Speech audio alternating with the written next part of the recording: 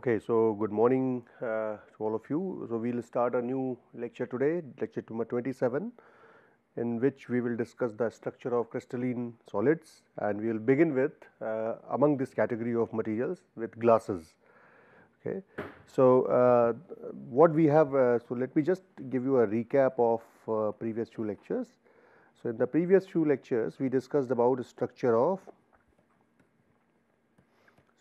of ionically bonded solids, which are also basically ceramics, and most of them many of them turn out to be oxides, but there are other materials like carbides, fluorides, halides, and so on and so forth. So in this we saw that these structures are based on assembling of cations and anions, and by the virtue of minimization of potential energy, they tend to make crystal structures in which cations and anions are arranged in an ordered fashion. So what happens is that since anions are bigger, anions typically form the base lattice. So they form the basic skeleton of the material. For example, it could be FCC based structure, it could be HCP based structure, or it could be non-FCC but cubic, or it could be non-cubic as well. So among these three categories, where anions basically form a base lattice, they pack themselves in face centered cubic lattice form or hexagonal closed pack lattice form. The cations go and occupy the interstices, which are typically octahedral and tetrahedral, but they could be some other kind of interstices as well, which they occupy depending upon their radius ratio. So we discussed that radius ratio determines by and large to which interstices the cations will go, and as a result you form various structures. So we looked at variety of materials, such as in cubic category we looked at sodium chloride, zinc sulfide or zinc blend structures, calcium fluoride based structures, and spinel structures, which are basically Ab2O4 kind of structures. And then we looked at some other structures such as perovskite, we looked at CSCl, and so on and so forth. And then we looked at some non-cubic structures such as YbCO, LSCO. These compounds make tetragonal orthorhombic unit cell, and within this unit cell there are perovskite units or sodium chloride units. And then we finally looked at HCP structures, starting with the zinc sulfide based woodsite structure, and then we looked at corundum based structures, and then derivative of corundum such as ilmenite, Li lithium niobate, and so on and so forth. And then we looked at what was the rutile structure. So these were the very common structures that you come across in ionic solids. Now, however, there are some oxides which are also which have a large fraction of covalent bonding, and they tend to crystallize in a non-crystalline form. So in this lecture we will start with materials which are non-crystalline materials, which do not have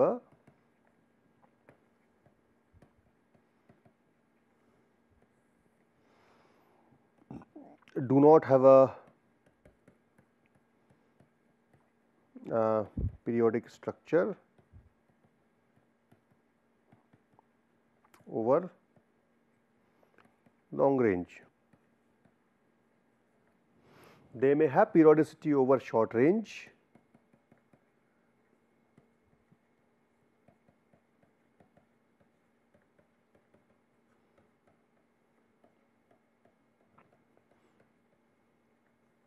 short range. By short range we will mean maybe a few nanometers. There is a very fuzzy definition about short range, but typically of the order of a few nanometers. So they may have periodicity over short ranges, but no periodicity over long distances. When you for example look at few tens and hundreds of nanometers, the periodicity breaks down.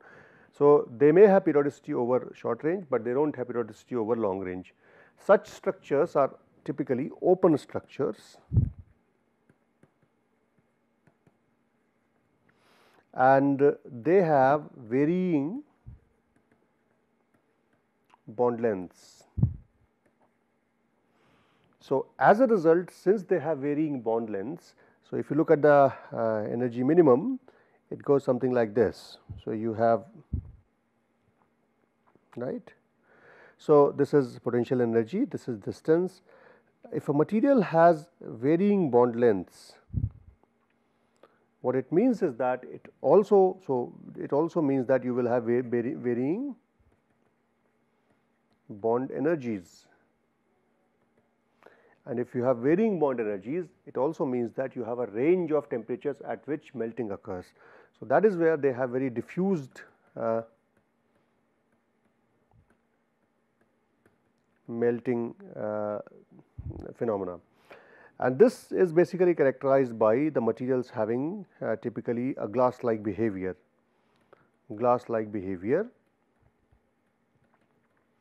and as a result they have something called as Tg, which is called as glass transition temperature.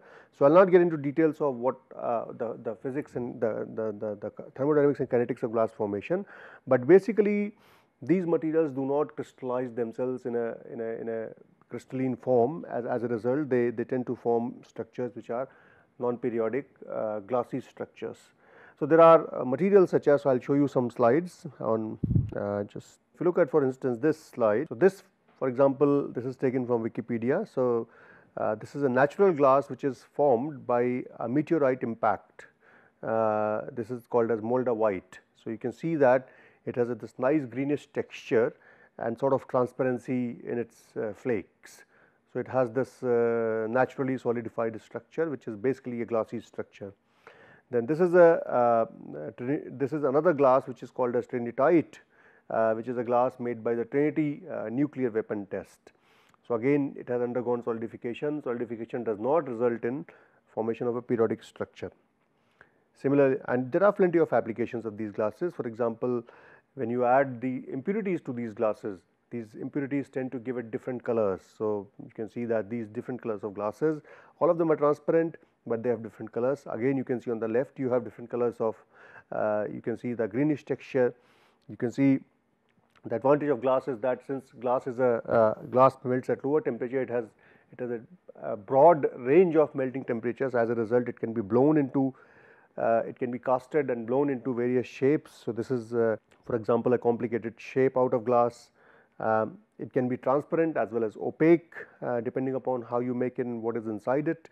So, glass is a very important and very fascinating material, and its solidification phenomena of glass is something which is very which is not yet very well understood. The physics of that is still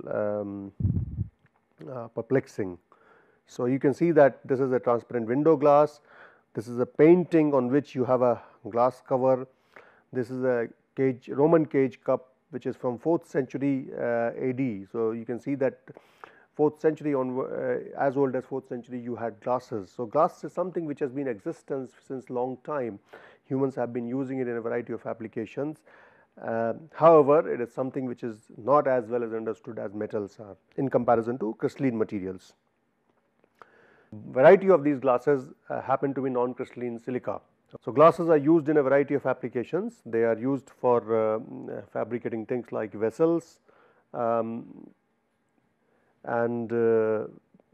windows, as we see on daily potteries and so on and so forth. Most of the time the basic component of this glass happens to be silica. Silica is basically SiO2. So, SiO2 happens to be the basic building block of these glasses, and this amorphous phase basically which we have at room temperature, it crystallizes upon solidification. It solidifies as if all of us know that liquid has a random structure. It is as if the liquid has frozen in the same structure upon solidification. We add lot of impurities to glass, for example, sodium oxide and all that to lower the viscosity, and various like boron oxide, sodium oxide, all these impurities are added, potassium oxide, these are all added to glass to make it to change or to modify its viscosity and to make it softer or harder, and these impurities also change the glass transition temperature, the temperature at which glass will soften or glass will melt.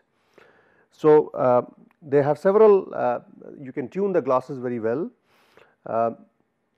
As I said that the essential issue in the glasses is that there are bonds of different lengths, and this different length bonds, as I told you in the previous slide, the different lengths of these bonds. If you have, for example, this is a potential energy plot, okay. So, this is E versus R. If you have bonds of different lengths, okay. So, let us say R1, R2, R3, R4, R5. In case of crystalline material, you have a minima at R naught, okay, and that is what you have all over the place. In case of glasses, what happens is that since you have this multitude of bond lengths, which means you have an energy corresponding to R1 is E1, energy corresponding to R2 is E2, to this it is E3, to this again it is E4, and this again is E5. So, you have this multitude of energies, and these multitude of energies will mean you have multiple, in some sense it is like having multiple melting points, and that is why many a times glasses tend to have a diffused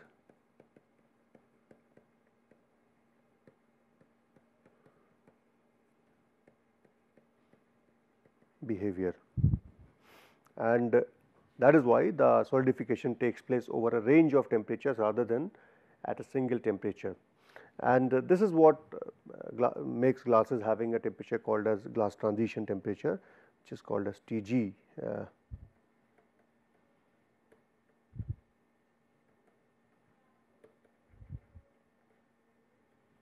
There are 2-3 temperatures which are in which typically are talked in the context of glasses. We will not get into that. There is a concept of free volume and so on and so forth. So, we will probably skip that, but I just wanted to emphasize that this is the reason that you have variety of bond lengths, and there is variety of bond lengths force the material to have multiple solidify over a range of temperatures. So, let me now get back to notes. So, basically the basic building block in a glass is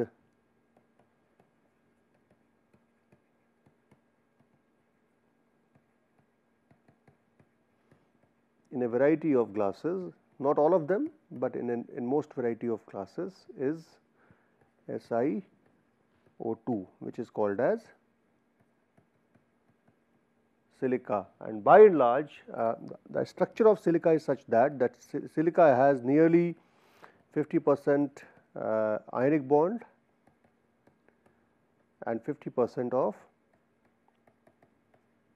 covalent bond. So, it has this character that it must have this kind of behavior.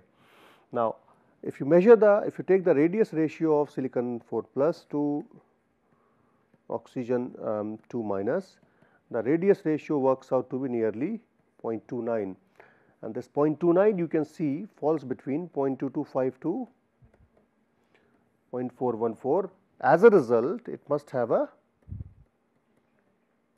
tetrahedral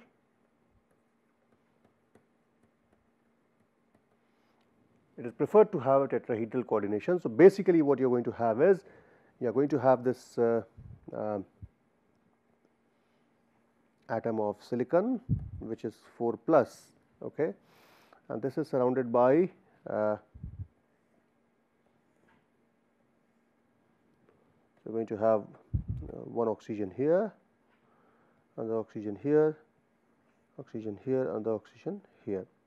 So, this is O 2 minus, O 2 minus, 2 minus and O 2 minus.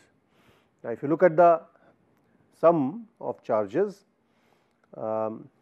silicon has 4 plus and oxygen has 2 minus into 4, right. So, the tetrahedra itself will have a charge which is minus of 4. So, if you now make this as a unit, this unit will have 4 minus charge, which means this needs to, so that tetrahedra cannot survive on its own. It has to connect with other tetrahedras or something else to neutralize the charge, so that it becomes charge neutral thing. The way it happens is that, so basically you can say it's electrically unbalanced, all right. So I can say that, so minus charge requires, there is electrical imbalance, and this requires sharing of polyhedra. Now, how does this sharing of, which means oxygen, whatever oxygen is there, it has to be shared between the polyhedra.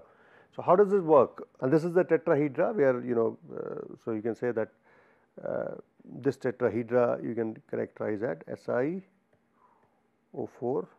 4 minus tetrahedra.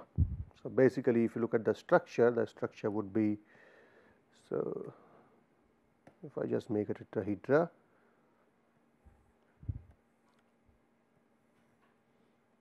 right,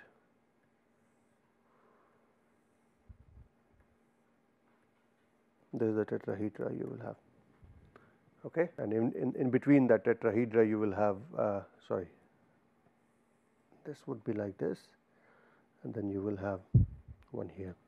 So, in between of this tetrahedra you will have, so this will make a bond here, bond here, bond here. At the center you will have a silicon ion. Now, the way tetrahedras can share, polyhedra can share, is it can happen by corner sharing, it can happen by face sharing. In fact, after corner sharing it would be edge sharing, because what will govern the edge sharing, corner sharing or face sharing? Depending upon the way it shares, the distance between the cations will change. So, for example, if you look at the face sharing tetrahedra, you have a tetrahedra, let us say like this, all right, and if you make another tetrahedra sit on top of this, this is going to be the face which is shared. So, this one silicon atom is sitting here, another silicon atom is going to sit somewhere here. So, this is the distance between the silicon atom, SI distance. This is phase sharing. So, if I draw it like this, so how is it going to turn out to be? Be something like that. So, you have a tetrahedra coming from the side sharing the face. So, this is going to be RSI as compared to what you will have when you have, for example, edge sharing. So, if you have edge sharing, this is your silicon atom, let us say this is your silicon atom, these are your oxygen atoms, okay. So, two are going to be present, one is going to be present somewhere here, one is going to be present somewhere here. So, you are going to have tetrahedra like that, and this another tetrahedra is going to be present somewhere like that only. So, this is another silicon atom, and other two oxygen atoms are going to be somewhere here and here. So, this is for example the tetrahedra, right.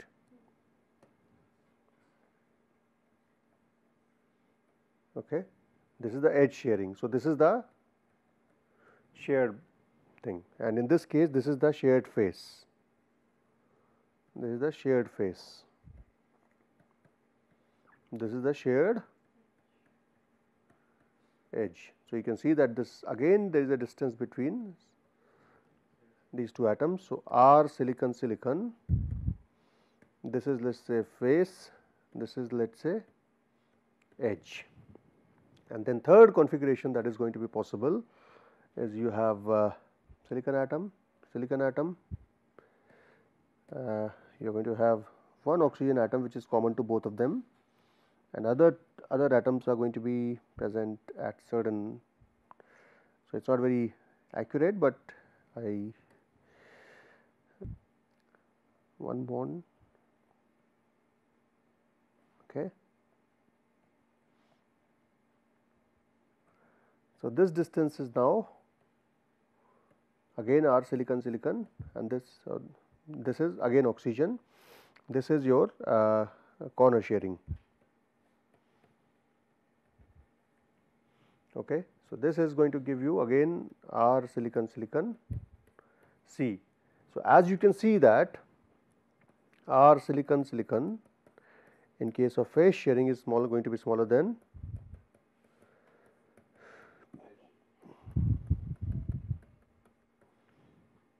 cationic. So, now this has repercussions in terms of cationic repulsion. You can see that in case of phase shared polyhedra, there is going to be stronger cationic repulsion as opposed to in the case of corner and edge sharing. So, by and large, to minimize the cationic repulsion, so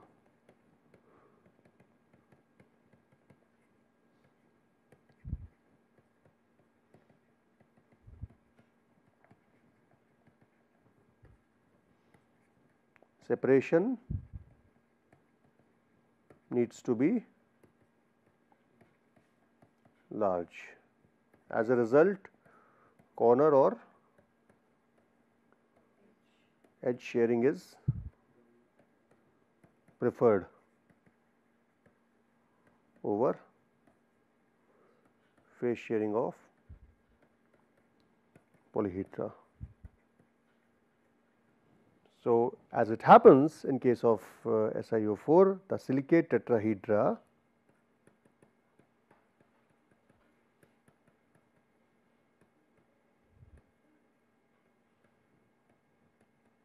corner sharing is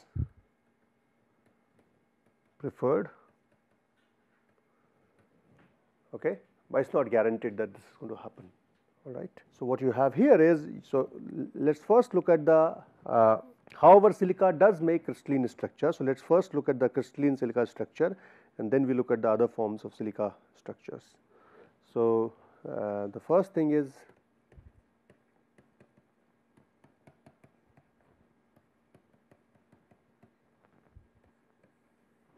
if you cool it slowly enough and if you achieve right conditions, it will make a structure which is, so what you have here is silicon tetrahedron like that. So, let us say this is the tetrahedron top view, okay. The second tetrahedron is attached to it in such a fashion, this is the second tetrahedron, and the third tetrahedron is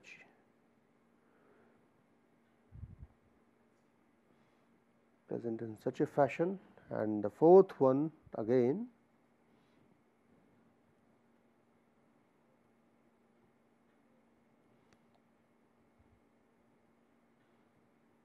okay, and this one is going to be shared with the guy right here, and then you are going to have one here,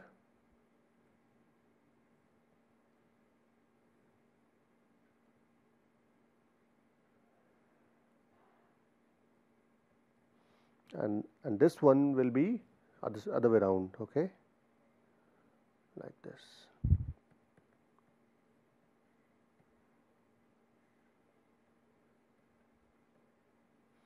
So, basically this is how it is going to continue.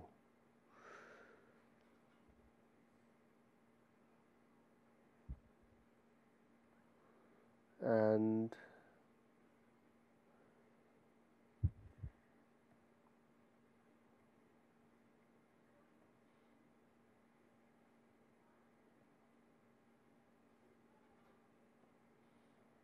if you continue this in the 3D, you will form a silicate network, okay. So, this is the form of these are the hexagonal sheets of silica molecules arranged in a crystalline form. This is a periodic pattern of hexagonal layers that they form.